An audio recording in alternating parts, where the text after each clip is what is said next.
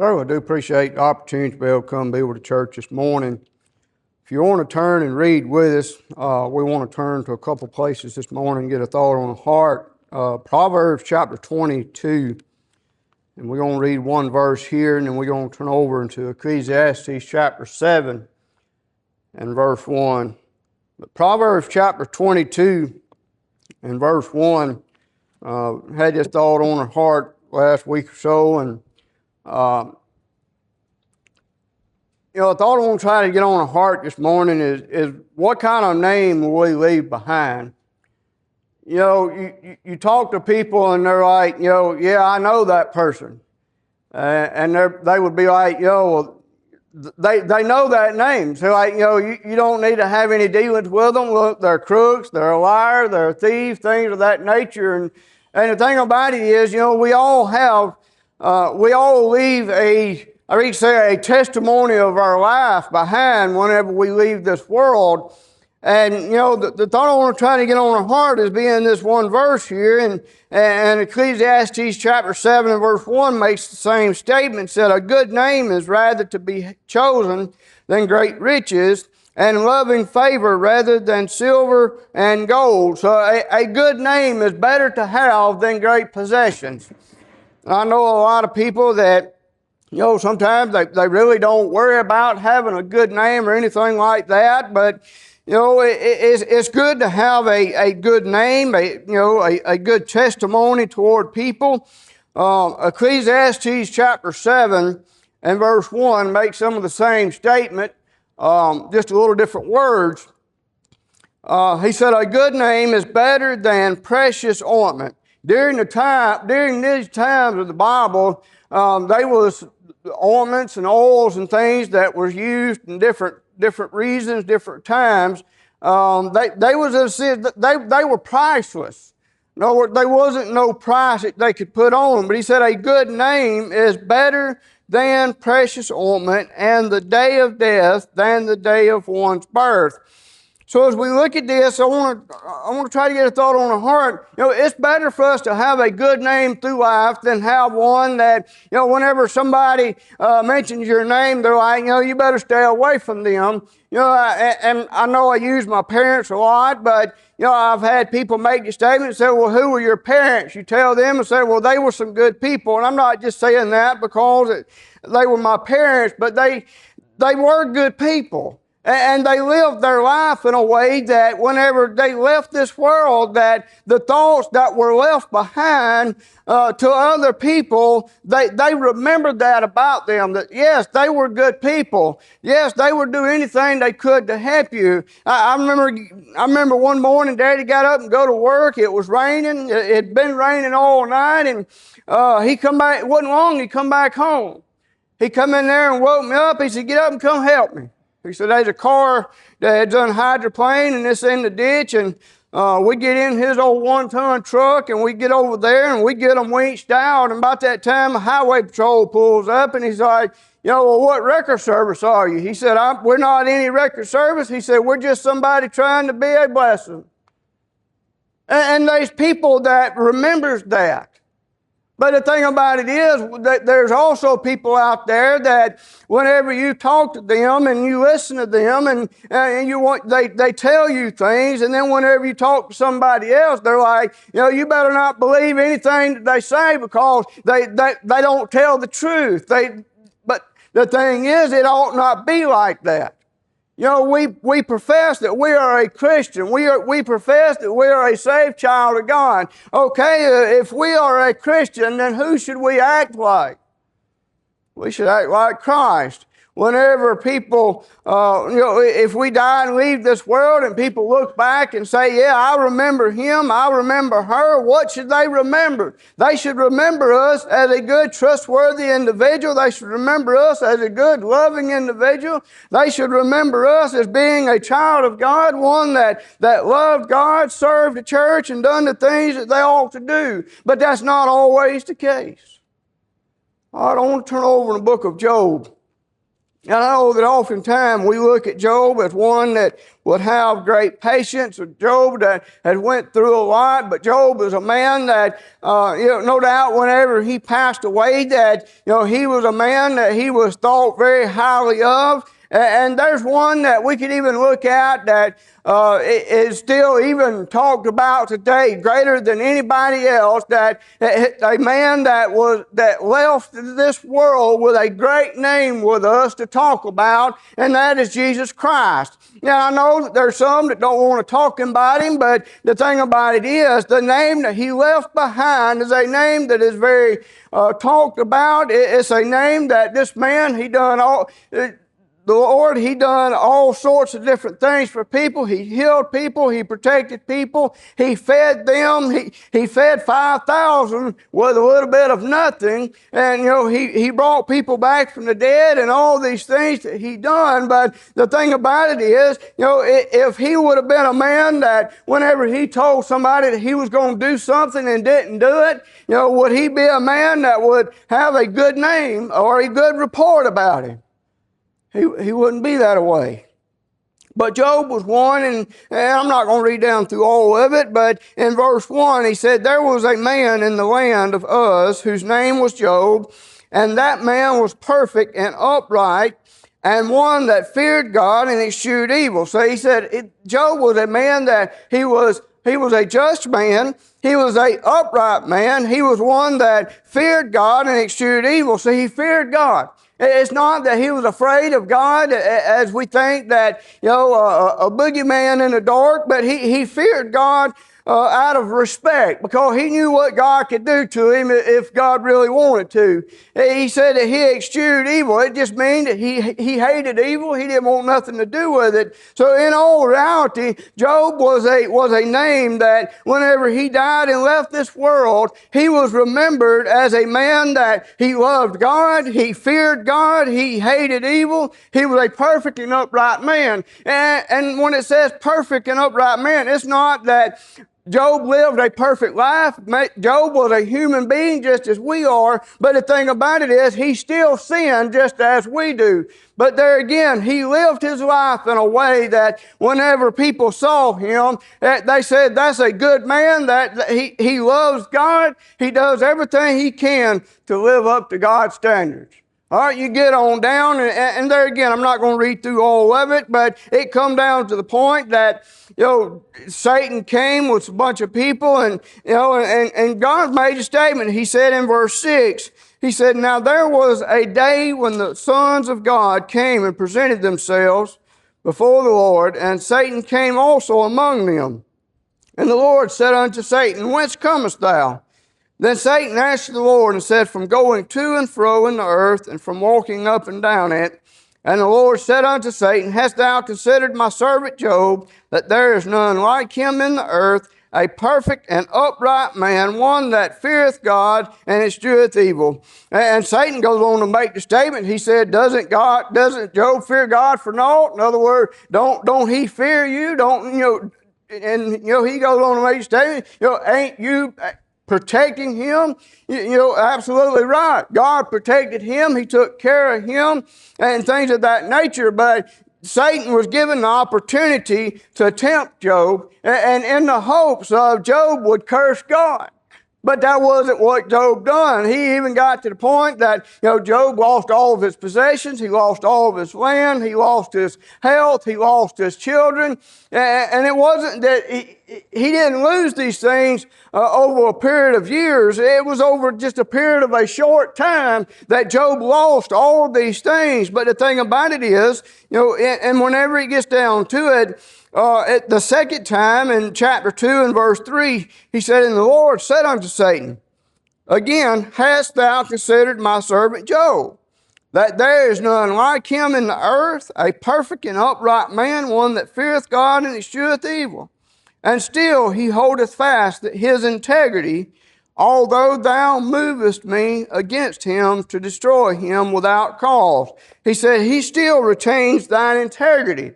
His uprightness, his good nature, his good name. He still upholds that. But he gets on down. He said in verse 8, he said, And he took him a posture to scrape himself withal, and he sat down among the ashes. Job was in a very bad situation. He had done lost everything, lost his health. Even his wife in verse 9 made this statement. He said, Then said his wife unto him, Dost thou still retain thine integrity?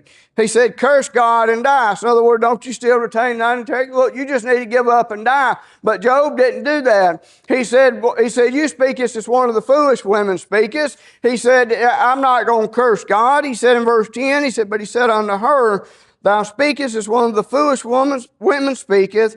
So what? What shall we receive at the hand of God, and shall not we receive evil? And all that, this did not Job sin with his lips. He did not sin in any way with his lips. He did not sin in his actions or anything. He still loved God. He still served God. He still, whenever he died, he still had a name worth talking about. You know, there's times you go out into the world and, you know, you make the statement about, somebody, and they're like, that you just stay away from them. They're not good.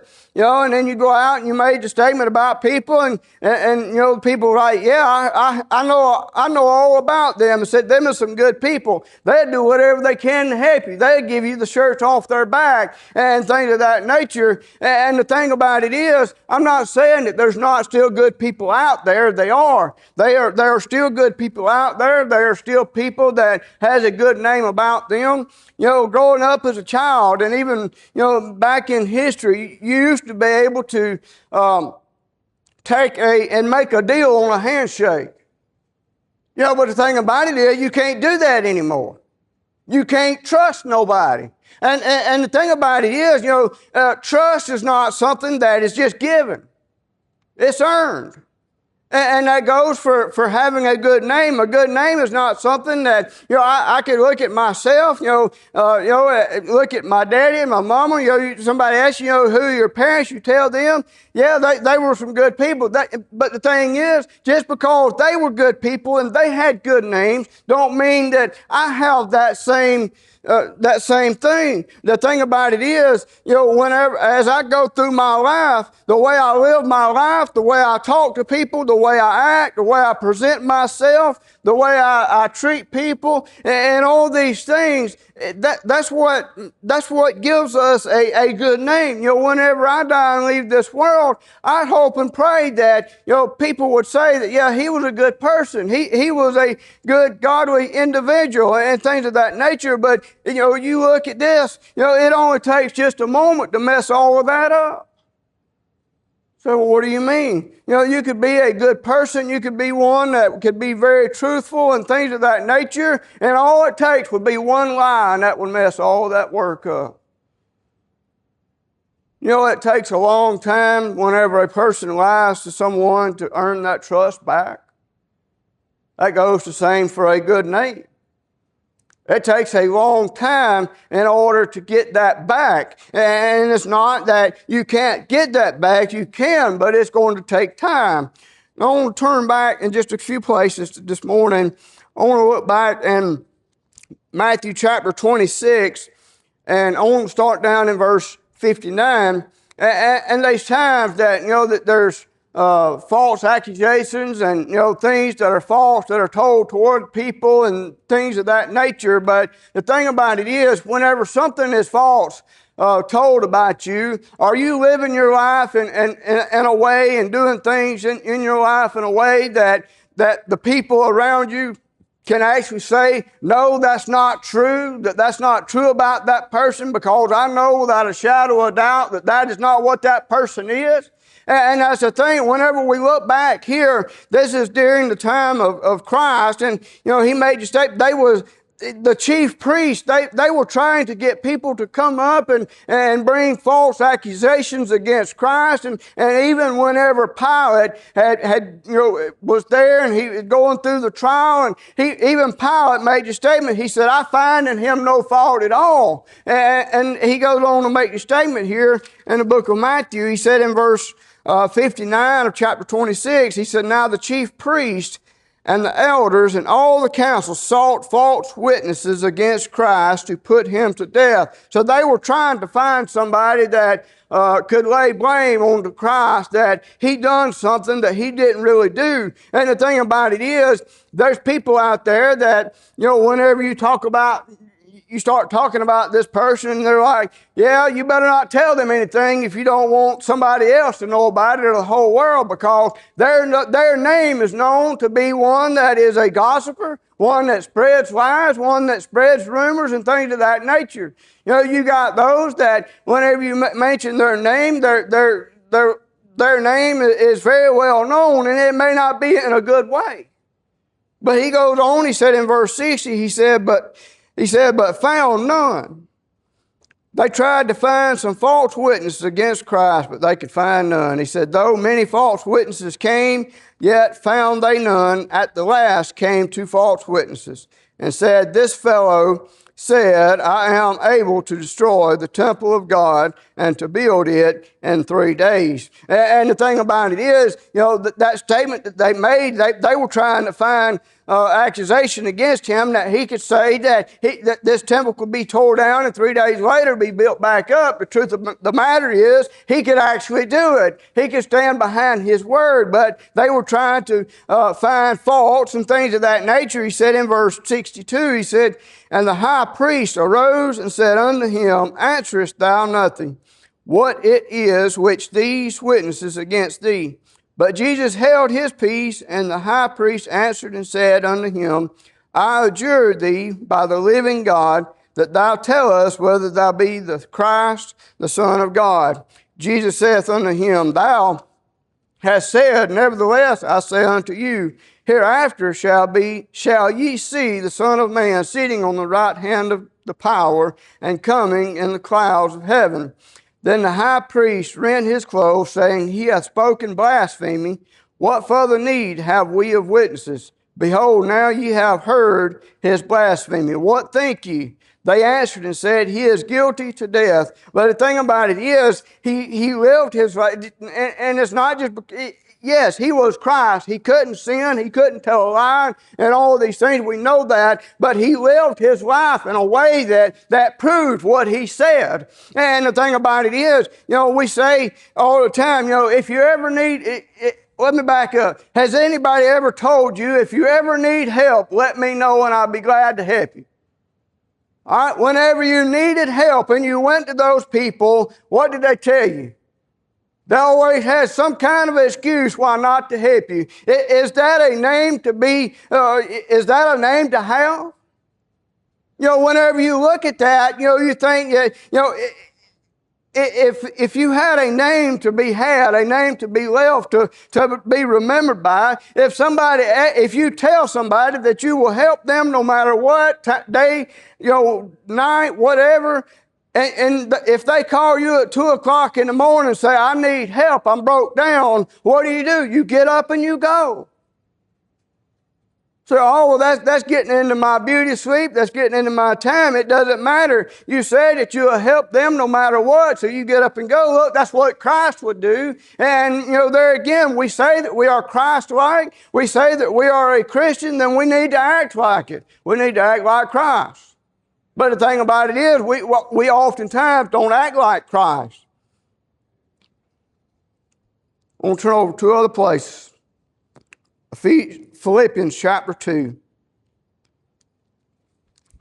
Philippians chapter 2. I'm going to start in verse 5.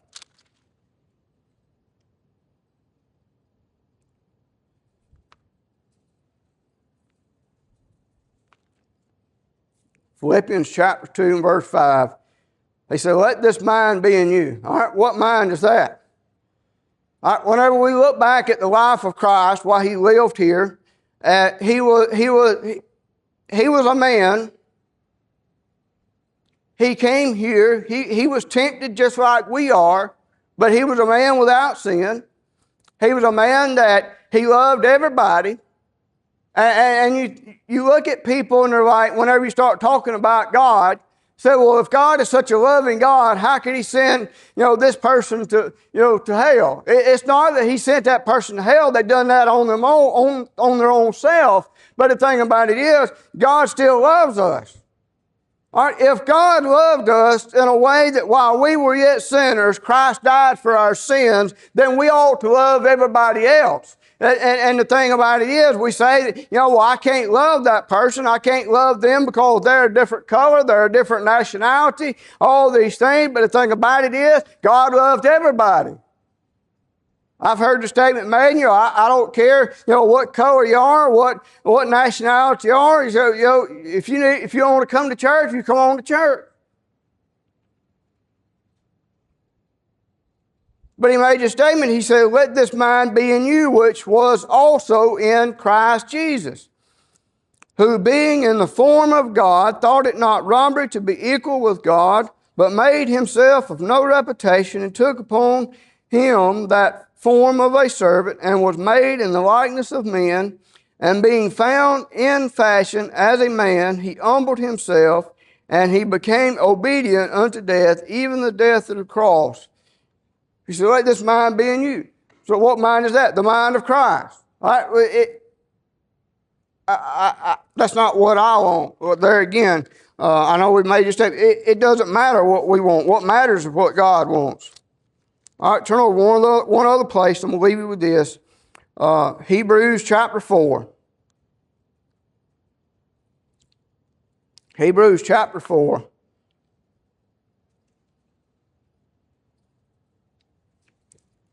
And verse 14.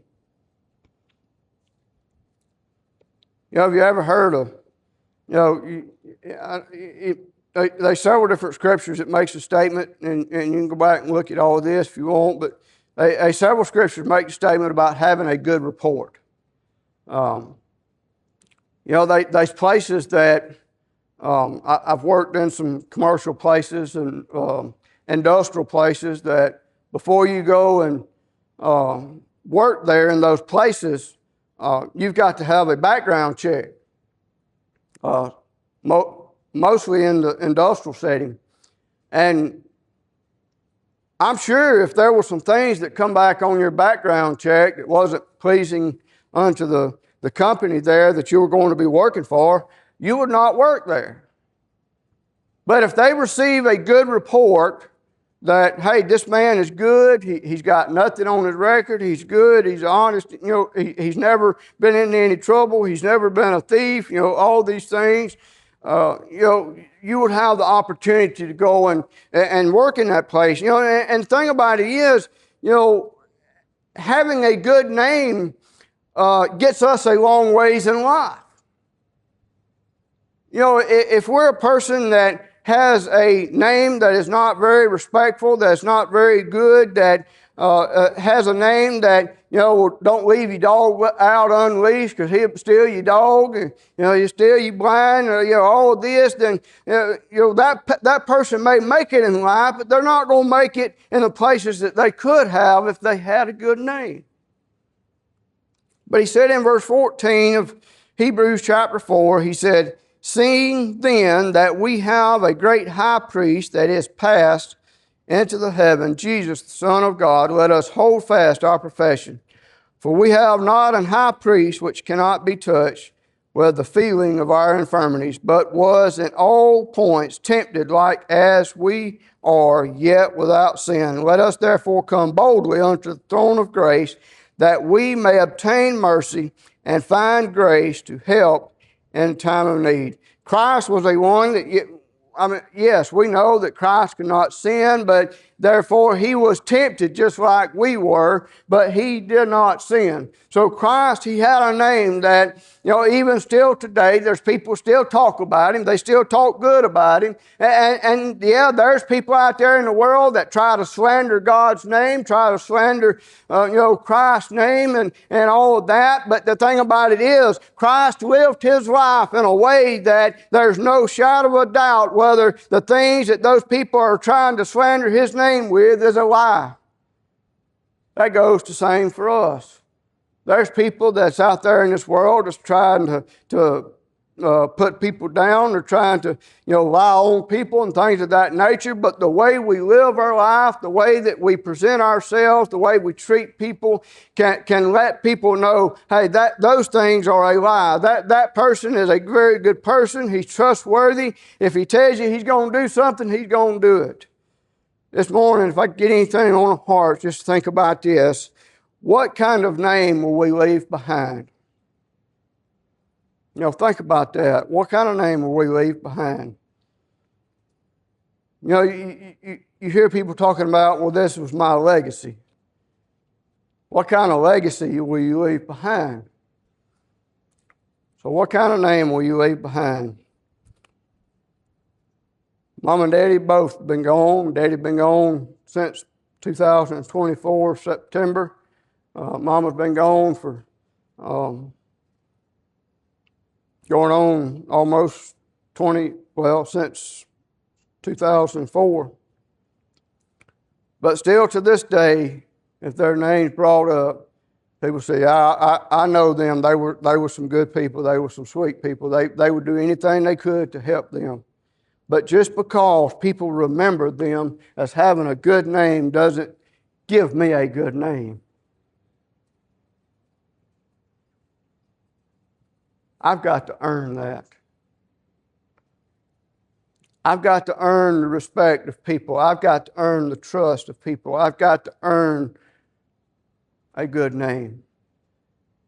Just because God has put me in a position that I'm in, just because He's put me in the place that I'm in my life and give me the things that He's given me, doesn't mean that He's given me a good name. I've got to earn that. And I hope and pray that I'm doing it justice.